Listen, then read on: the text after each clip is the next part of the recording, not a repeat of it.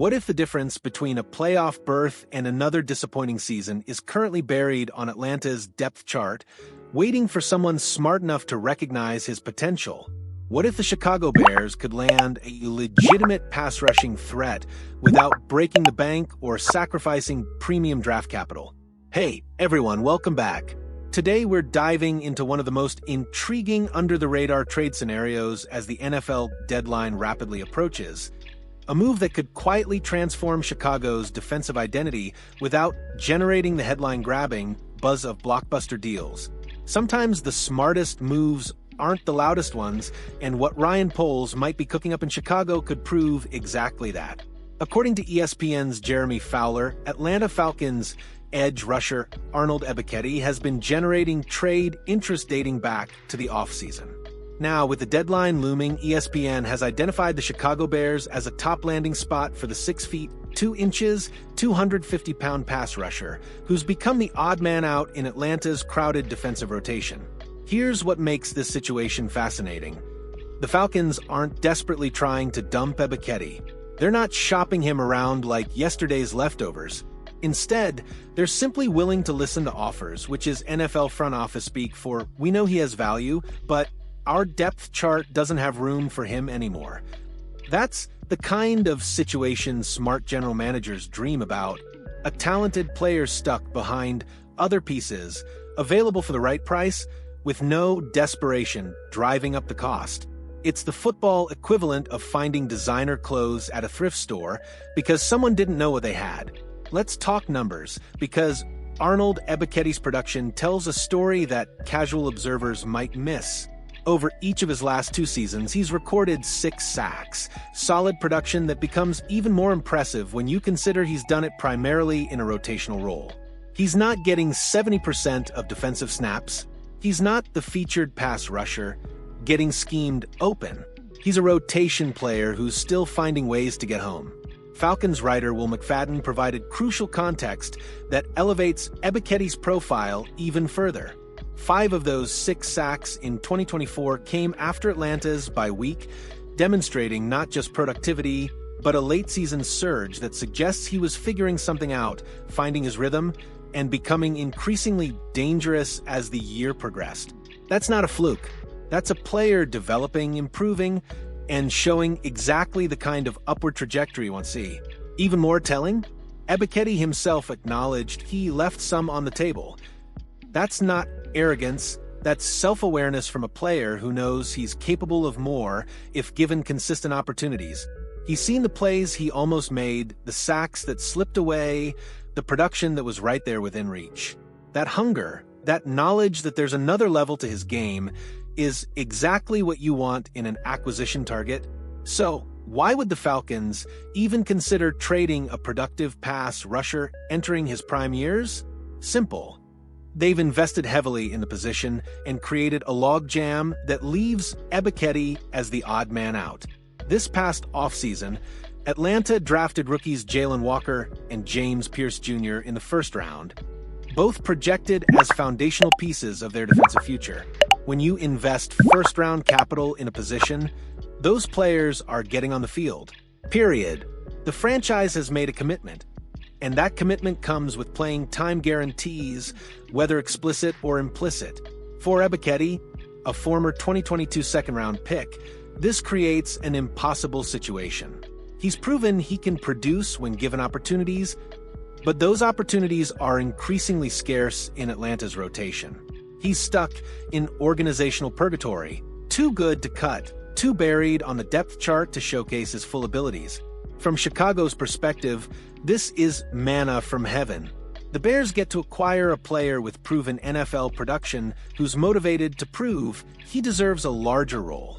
There's no attitude problem here, no locker room cancer, no character concerns. Just a talented player who wants more opportunities than his current team can provide. Let's be brutally honest about Chicago's defensive situation. The pass rush needs help. It's not a disaster, but it's also not where it needs to be for a team with legitimate playoff aspirations. The Bears have pieces, they have potential, but they lack the consistent pressure generation that separates good defenses from elite ones. And here's the financial reality that makes Ebiketie such an attractive target. Chicago has just $8.6 million in cap space, according to Over the Cap. That's not go acquire a Pro Bowl edge rusher money. That's be smart and find value money. Ryan Poles can't go chase the big names that will dominate trade deadline headlines. He needs to be creative, opportunistic, and willing to bet on players who fit specific profiles. Ebiketie checks every box for what head coach Ben Johnson and defensive coordinator Dennis Allen want in their edge rushers. His tape reveals a player who wins with technique rather than just raw athleticism. He plays with a low center of gravity that gives him leverage against bigger tackles. His short area quickness allows him to win off the line before offensive linemen can establish position. Most importantly, he converts speed into power. That's the hallmark of effective pass rushers who can win in multiple ways. Now, here's where skeptics will jump in. Ebiketie hasn't registered a sack yet this season. 0. That's a legitimate concern on the surface, but context is everything in the NFL. He's barely playing. When you're stuck in a rotation behind first-round picks who are getting priority snaps, your opportunities to generate statistics evaporate. Sacks are often a volume stat. The more pass rush snaps you get, the more chances you have to get home. Ebiketie's lack of sack production this season says more about Atlanta's depth chart politics than it does about his actual abilities. His pass production, those 6 sack seasons in rotational roles, suggests he could absolutely thrive in a system that gives him consistent playing time. The Bears run plenty of 4-man fronts and rotational pressure packages that would allow Ebiketie to pin his ears back and attack. That's when he's most dangerous, and that's exactly the role Chicago could offer him. Here's where this potential trade becomes even more attractive for Ryan Poles. Ebiketie is on an expiring rookie deal. That means Chicago could acquire him for a late-round draft pick, probably a 5th or 6th rounder, without taking on significant salary commitments. It's a low-risk proposition with substantial upside. If Ebiketie comes to Chicago and produces, the Bears can explore a contract extension similar to what they did with Montez Sweat after acquiring him from Washington. Except in this case, the acquisition cost would be dramatically lower, and any extension would come at a fraction of what elite edge rushers command on the open market. If he doesn't work out, Chicago is out a late-round pick and a few months of salary. That's not going to cripple the franchise. That's not going to set back the rebuild. It's the definition of a calculated risk with manageable downside. This is smart roster construction.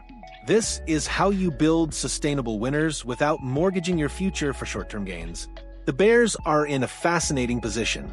They're competitive. They're developing.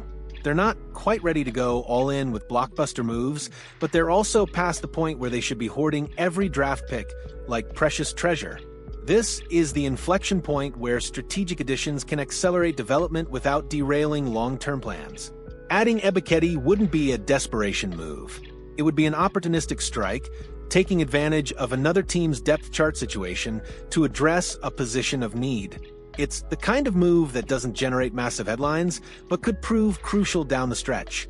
Chicago's defense has shown flashes of dominance this season. They've had games where they've completely stifled opposing offenses, but consistency has been elusive and pass rush production has been inconsistent. Ebiketie could provide that steady rotational presence that keeps legs fresh and maintains pressure throughout 4 quarters.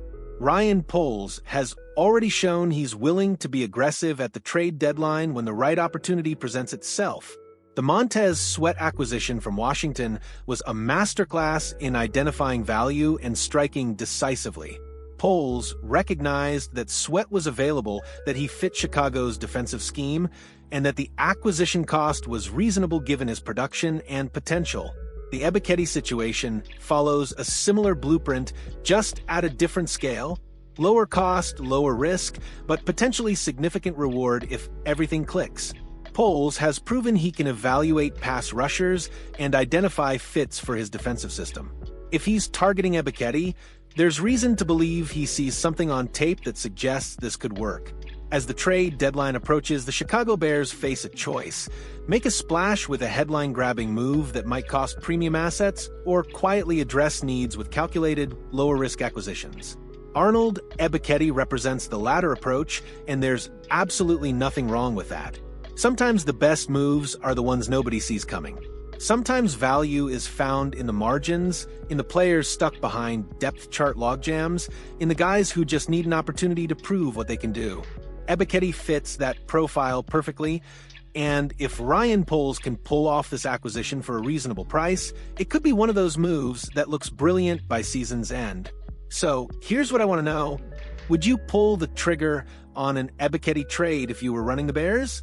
What would you be willing to give up? A 5th-round pick, a 6th, maybe a conditional pick based on playing time? Drop your thoughts below, because this is exactly the kind of under-the-radar move that generates fascinating debate. And if you enjoyed this deep dive into a potential trade that most people aren't talking about, hit that like button, and let's keep uncovering these hidden opportunities together. The deadline is coming fast, and we'll be breaking down every move that could reshape the playoff race. Catch you in the next one.